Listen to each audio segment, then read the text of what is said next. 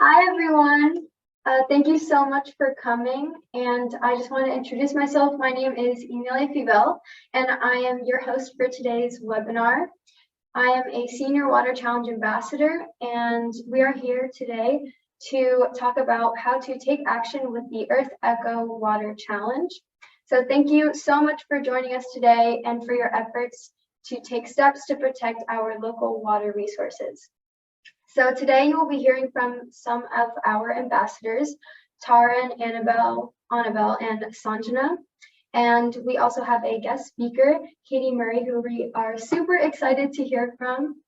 So before we dive into today's webinar, we would first like to introduce EarthEcho International and the purpose of our organization. So EarthEcho International envisions a world where every individual from all backgrounds and experiences has the opportunity and tools to create a healthy and thriving environment.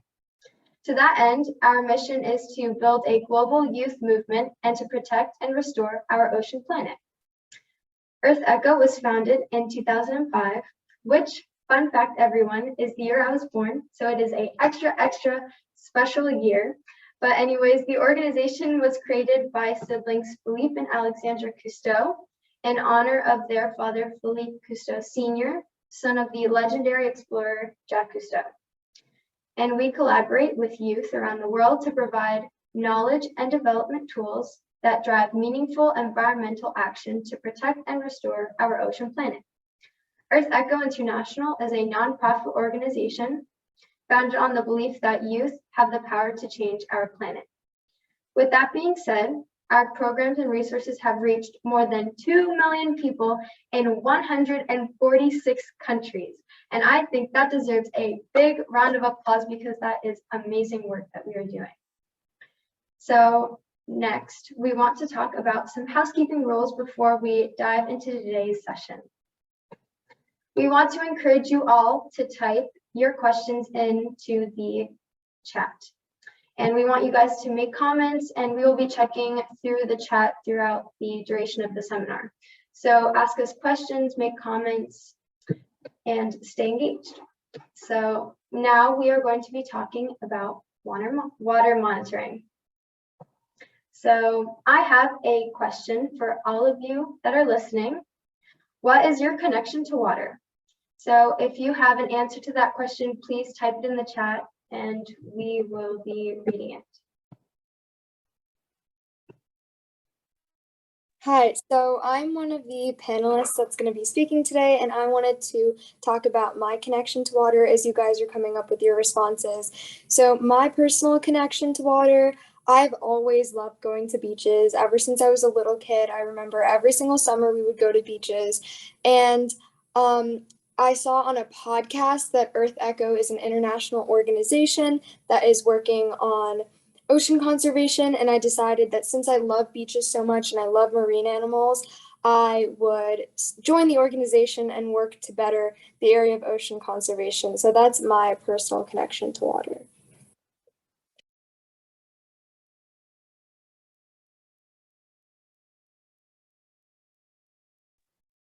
So we have Mary, who says in the chat that she drinks water and plays in water, which is super fun.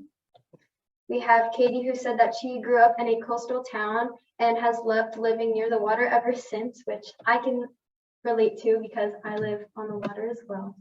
So thank you so much for your feedback in the chat, and make sure to keep sharing your thoughts throughout the seminar. So next, we are going to be talking about issues that affect our water resources. So on this slide, you can see that there are 4 different pictures, and they all depict different impacts that affect our water resources, like drought, irrigation systems, pollution from industries, and plastic waste. So if we want to elaborate on one of them, like drought. So drought is caused by a lack of water resources, which causes water scarcity. And these are just a couple of examples of negative outcomes that have impacted our water resources. And that is why it's so important to monitor water, which is what we are going to be talking about next. So the EarthEcho Water Challenge is designed to equip participants with the tools needed to tackle the global water crisis, starting in their local communities. Through the program, participants test their local water quality, share their data in the global EarthEcho Water Challenge online database, and use this data to influence and inform actions to protect their local water resources. So the EarthEcho Water Challenge breakdown. We will be discussing the next 3 steps of the water challenge, which is to test, share, and protect. So number 1 is test. And so in order to connect with your local water resources, we must understand its water quality and what affects our waterways. So EarthEcho encourages participants to test their waterways using water quality tests. So partnering with stakeholders, zoos, aquariums. So for example, for my project that I'm doing this year with the Water Challenge, I will be hosting a beach cleanup with one of my local organizations called the Marine Environmental Education Center, and they are a turtle rehab. So getting involved in your community is really important because you can be spreading the word to those communities and your local neighbors, anything like schools and stuff like that. So number 2 is to share. And once you have completed the water quality testing at your local waterways, it's important to input your data in the EarthEcho Water Challenge database, which you can find at monitorwater.org. And so you simply create an account or log in to your account and you upload your data and pictures from your water monitoring experience and click submit. And number 3 is to protect. And so the final step of the water challenge is to identify ways to protect your local water resources. And we have several speakers today that will further discuss ways you can get involved in the water challenge and take action beyond water monitoring. So our first speaker is Annabel.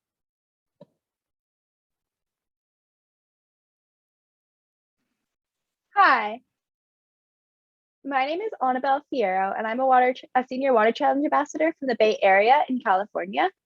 I'm also a first-year marine biology student at Northeastern University now. So here are some pictures of some events I've done in the past with Northeastern. I did an event at Golden Gate Park, which is the picture on the left. And those were some kids who came, they were writing down post-it notes about things that they could do to protect their own local waterways, the things that we were talking about at the booth. And they also got to do their own water tests to get to know what it's like to do testing a little bit more. And then on the right is an event I did at the Bay Area Science Festival, which was held inside the Giant Stadium in San Francisco. So there were a lot of people coming in and out. About 400 participants came to do some tests, and I was also able to work with a couple other Water Challenge ambassadors and someone who's on the Youth Leadership Council from EarthEcho. So that was a really cool experience. I'm from Alameda, California. So this is a little town about 30 minutes outside of San Francisco. And I did a lot of water testing with my local high school. So I had an ocean conservation club called Clean Marine. And we would go out and test our local waterways at Alameda Beach each month and then record our results on the EarthEcho Monitor Water website.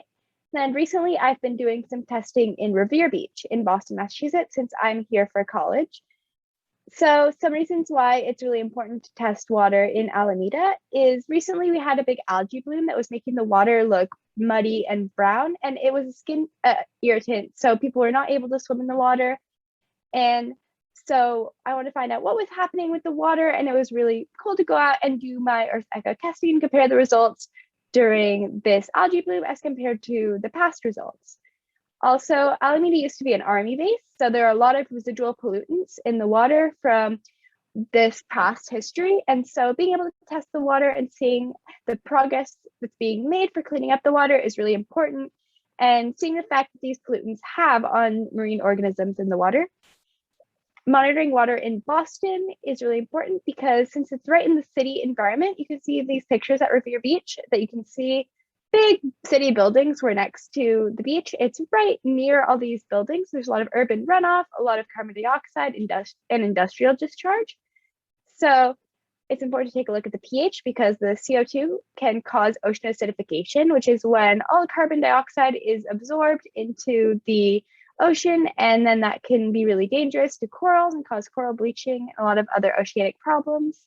Water quality at Boston beaches has seen a significant decrease in 2021 and more recently with high bacteria levels, so it's important to keep monitoring and know when different problems are happening and see what we can do to protect our own local waterways.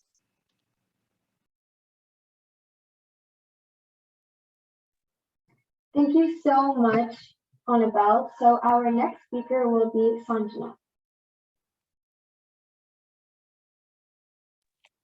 Hi, my name is Sanjana Bhatta, and I'm currently a sophomore in Somerset County, New Jersey, sophomore in high school. So as I said before, my passion for ocean conservation started with my love for beaches and my want to protect marine animals and the ecosystems underwater. So on the left is a picture of a place that I tested water.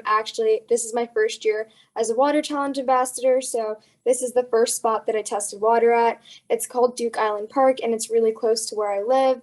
So yeah, it's just really beautiful, and it was really nice to go there and monitor water and upload that to our website. And then on the right, you can just see a picture of the pH test tubes and dissolved oxygen test tubes, and it's just basically part of our EarthEcho water monitoring kit. So on the next slide, I think it's really important to monitor water in New Jersey and in general around the world because we have so many, first of all, marine animals living underwater. You can see that ecosystem on the left, on the top left. Definitely not in New Jersey waters, but somewhere near Hawaii. But it's really important to just keep those ecosystems safe and keep them the way that they're looking, and monitor water to make sure that there is nothing that will disturb the harmony of those ecosystems. And on the right, you can just see a cute picture of a seal, which hopefully will convince you to get deeper into ocean conservation because you want to help those seals. And on the bottom, there's just a picture of a New Jersey beach. So I think New Jersey's a coastal New Jersey's a coastal state, and there's just a lot of water. There's so many New Jersey beaches. So I think it's really important to just keep a tab on how the water is doing in your local area. Thank you so much, Sanjana. So, thank you so much for talking and explaining why it's important to monitor your local waterways. So now I am going to be sharing how I got involved with the water challenge. So, like I said earlier, my name is Emilia Fiebel. I am a senior at Sheridan Technical High School, and I learned about EarthEcho from searching for virtual opportunities. I just wanted to learn more about ocean conservation and water quality. So I kind of just did a quick little Google search, and I found a ton of information about EarthEcho. And so I just decided to apply. And I didn't really have any qualifications. I hadn't really done something like this before. So I was really excited to be learning so much from this opportunity. And so I'm from Hollywood, Florida, which is about 10 minutes away from the coast.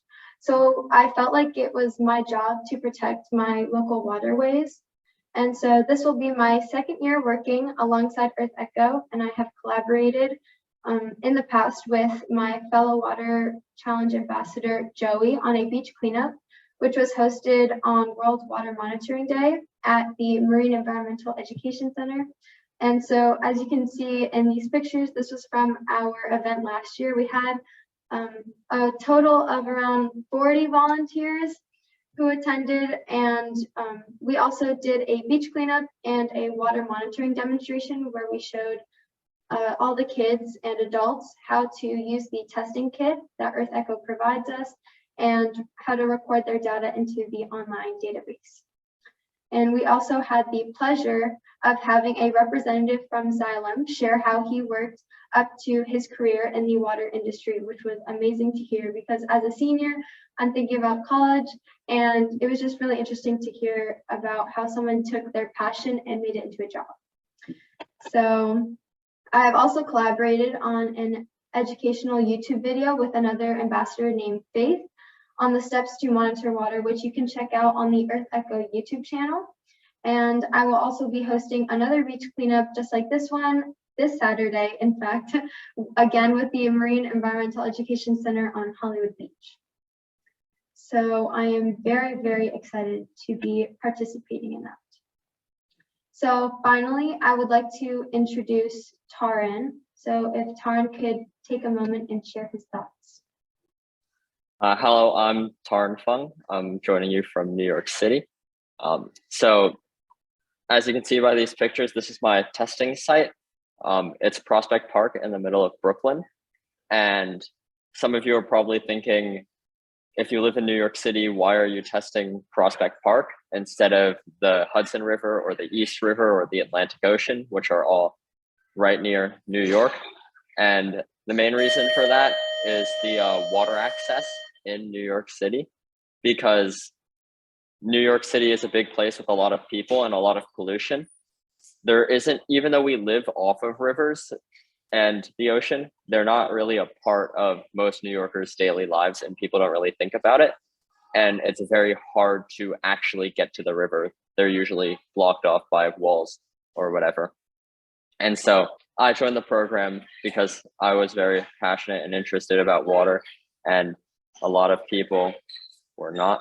And so this was a great opportunity to kind of enlighten everyone else in the city about the importance of water, because I really joined this program when I wanted to become a marine biologist, and I thought this would be a good way for me to learn. And I think I once heard a statistic, I don't remember the exact number, I think it was 90% of kids want to become a marine biologist at some point in their lives. So it's a very common thing, and I think the main reason for that is so many people are so interested in the ocean and the animals and the beautiful habitats, and so many people are interested in them, but they don't really think about protecting them. So if you look at my test site, you can see in the middle picture, there's a heron, which is not very common in New York City, but also you can see the water is very green. And that's because we have a lot of algae blooms because of some runoff and pollution. The water is actually dangerous to go into. Most of the water in New York City is dangerous to go into. Almost nobody swims. I'm a big swimmer, which is another reason I joined this program. And so it's very important to keep track of the health of the water, especially testing pH, which is one of the things we test for in the EarthEcho water test kits. And pH is a measure of how acidic or basic the water is. And what basic means is it's basically the opposite of acidic. It's kind of like bleach and cleaners are usually basic. And so the water in my site is usually highly basic. And once I got a reading of a pH of 10, which is a lot higher than the normal pH reading of 7. And you may think the difference between 7 and 10 is not that much, but pH is measured in powers of 10, meaning that a pH of 10 is 1,000 times more basic than a pH of 7. So it's actually a huge difference, and it's very dangerous to all the wildlife to be in water that has a pH of 10, which is why birds like the heron are always an exciting sight to see in New York, because we don't get many of those. So it's very important to keep track of the oxygen and the pH and the health of our waterways, because so much of the marine wildlife that gets people interested in wanting to become a marine biologist and wanting to get interested in the ocean and to swim, a lot of that can be in a lot of danger if we aren't careful in keeping track of what's around us.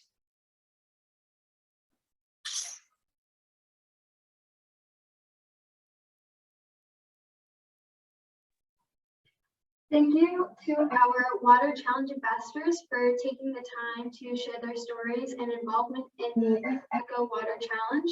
So to conclude today's webinar, we want to explore how to take action beyond water monitoring. So next, our guest speaker for today is Katie Murray. So hello and welcome, Katie. Hello. My name is Katie Murray, and I am from Tampa, Florida. I saw that Ryan in the chat out there is also from Tampa, so just wanted to say a special hello. I'm the communications coordinator here with EarthEcho International, but that's actually not why I am on camera today. I am here because I am also a plogger and a content creator at the Plog blog. And in this day and age, I'm sure we are all familiar with what a content creator is, right? Someone who's producing entertaining or educational materials for various platforms. But a plogger, you might not have heard of before. A plogger is someone who picks up litter while jogging. So I personally am not much of a jogger. I never have been. I don't know if I ever will be. But I've done the same concept while walking around my neighborhood. So I go for walks and I pick up trash in my neighborhood. Now, we all probably picked up new hobbies during COVID, right? Some people started crocheting, some people set up obstacle courses for ping pong balls in their household. I had the idea to start taking photos and videos of the items that I picked up while I was doing a plog. And the idea was so that people could see just how much trash could be picked up in a normal residential neighborhood. I'm a photographer as well, and thought I could use my photography skills to kind of shine a light on the issue of litter in neighborhoods. And it worked. I started gaining followers on Instagram and continued to plog weekly and post photos of what I found online. So I then had the idea to donate to a charity with each plog based on the amount of trash that I picked up. Each pound of trash equaled $1 donated to a chosen charity for the month. And from there, I ended up having Keep America Beautiful reach out about being a brand ambassador for them, which you can kind of see reflected in the image there. Some of those photos are promoting Keep America Beautiful events. And I helped, I think one of the neatest things about doing the plogging and being on social media with it was the online community was from all over the world. People plog in many different countries. So it was really neat to get to see what other people were doing around the world. And then from Instagram, I started doing video recordings of the things that I picked up on each plog, kind of reviewing the common items and getting a weight. So on this slide, I have an example of a special video that I did for International Coastal Cleanup Day back in 2020. And it felt like a good option to share for this event because International Coastal Cleanup Day wasn't that long ago. And I did this plog next to a huge body of water, and body of water, World Water Monitoring Day seemed like the right fit. So we can play this video so you can kind of get a little taste for what I do.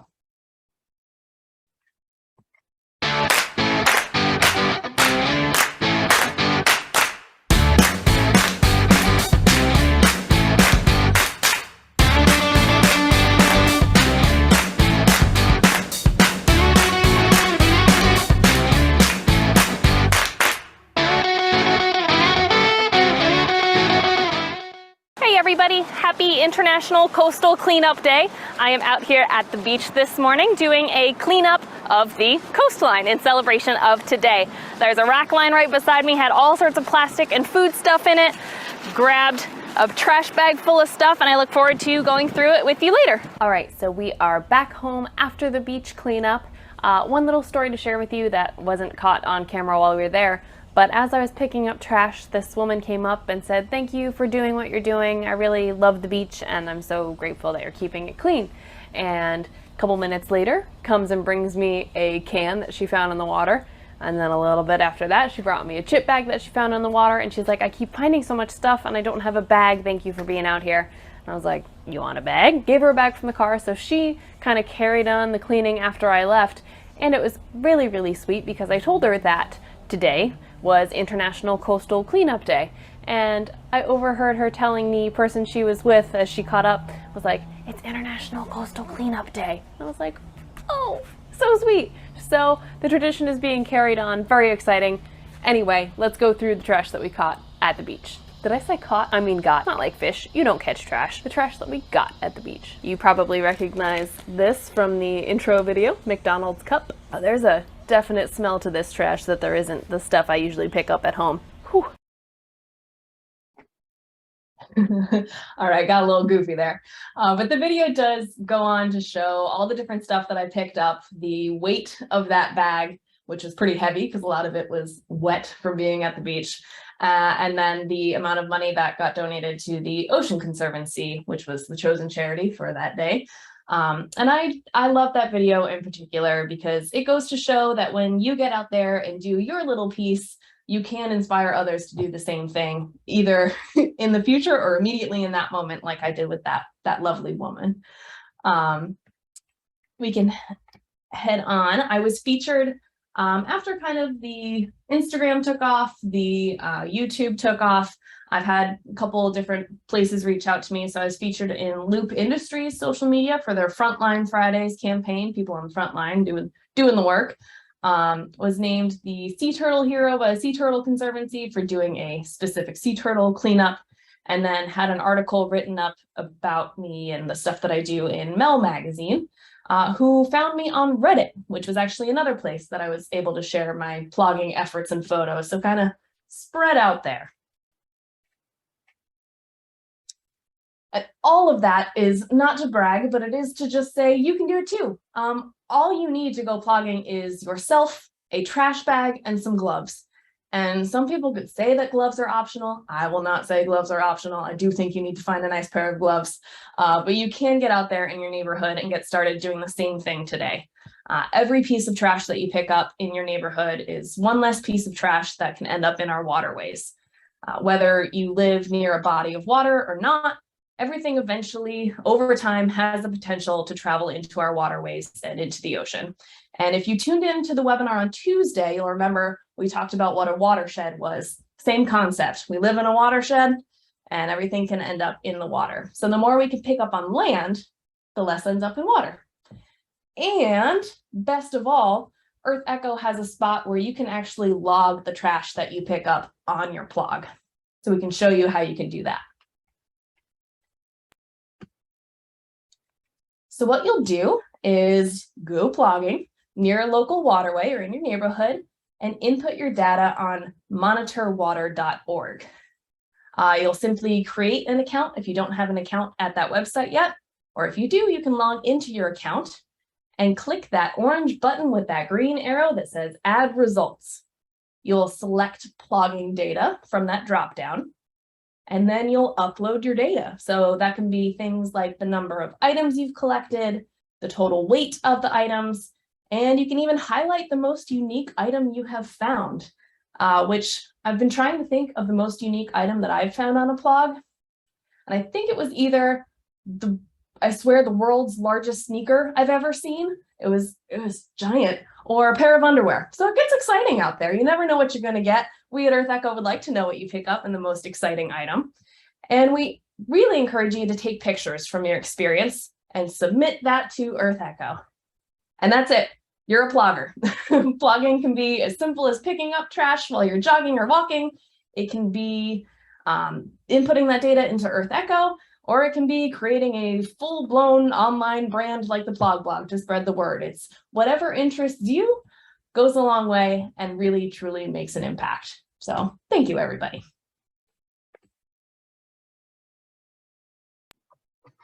Thank you so much, Katie, for your time and effort to protect our waterways. And so we will now take a moment to answer any questions from the audience. So if you want, you can type them into the chat. And while we wait, I do have a couple questions for Katie. So how many bags do you fill on average for every, I guess you'd say plog? I don't really know what the term would be in that situation. You nailed it. It would be a plog. So it depends on how long I'm out there. I've done it before. That picture that I had of me kind of pointing to that bag was a bag that I specifically had for plogging. I'd usually end up getting a couple of pounds, but things like that beach cleanup, I filled probably 3 garbage trash bags on that beach cleanup. That's crazy. Okay, so another question in the chat is, what is the most common thing you find plogging? Ooh. Well, I think it it was an interesting time, right? So I picked this up during the height of COVID. There were a lot of disposable masks, tons and tons of those. And if anyone here is from New England, you'll know what I mean when I say the word nips, but the miniature like alcohol bottles, that was a very common thing to find on my plogs. I don't know if it's people tossing them out the window because they don't want to be caught with them in their car. I'm not sure, but that was a very common item. And one more question I see is, what is the heaviest plug you've collected? Ooh, I don't know if I know the answer to that one off the top of my head. I want to say about 10 pounds total in one sitting was the max, I think. And we have a question for our Water Challenge ambassadors. So have you started plugging yet? And if you have, do you have any tips? So I have never plugged before, but after this seminar, I think I have to start because you totally sold me on the idea of plugging. So I will definitely be doing it. That's awesome. It's so easy, right?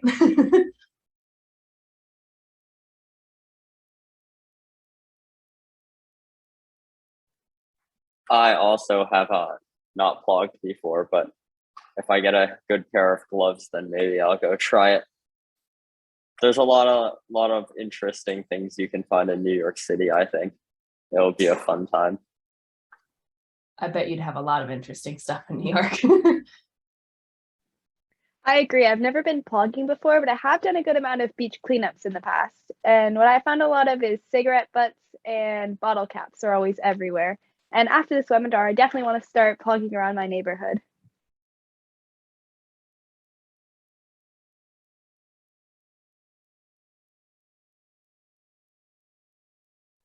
So we have another question for our Water Challenge ambassadors. Do you find that the water changes acidity if you test it in the same spot, or does it generally stay the same? Well, from my experience, since I started last year, I've been testing the exact same location in the ocean every time I monitor water every month, and it generally stays the same, but I think the time where it differs the most is after storms, especially because I live in South Florida, and when we get a hurricane, it's just crazy. I personally haven't tested water yet during or after a hurricane, but I've seen data from other people who have done it, and that's usually where the largest differences in acidity and pH happen. So in my area. The area I test varies a little. I've gotten anywhere from 7 to 10 and all the numbers in between, but I find it mostly stays between 7 and 8. If you have a number that isn't 7 or 8, usually that indicates you have a problem. And because anything that isn't 7 or 8, it would have to be 10 times more. It would have to be 10 times more acidic to be able to get a 6 and 10 times more basic to be able to get a 9. It's quite hard to get the numbers to change. So when they do change, it's very important to take note of that.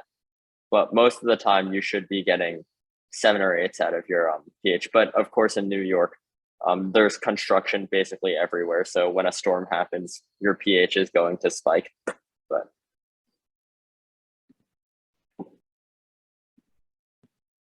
I've found pretty similar pH in my testing sites too, though there is some variation I've seen between 6.5 and 8, which doesn't sound like a big change, but as Tarin was talking about, since pH is on a log scale, it changes by 10 times each different level you go down, so it is a bigger difference than it sounds like. But generally the pH has stayed in a similar ballpark in the places where I've tested.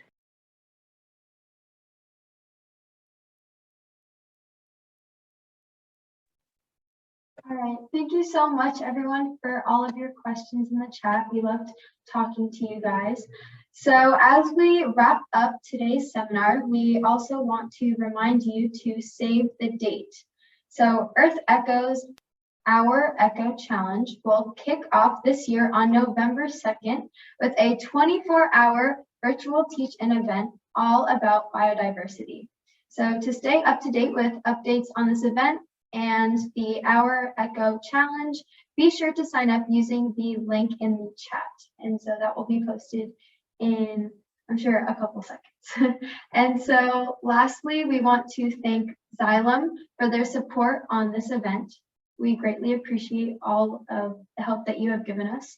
And great job, everyone. And we encourage you all to share your project stories with us and hashtag monitor water and follow us on social media. And we want to thank you for joining us today and celebrating World Water Monitoring Day this week. And we hope that you join the EarthEcho Water Challenge. So I hope everyone has a great day. Bye, everyone.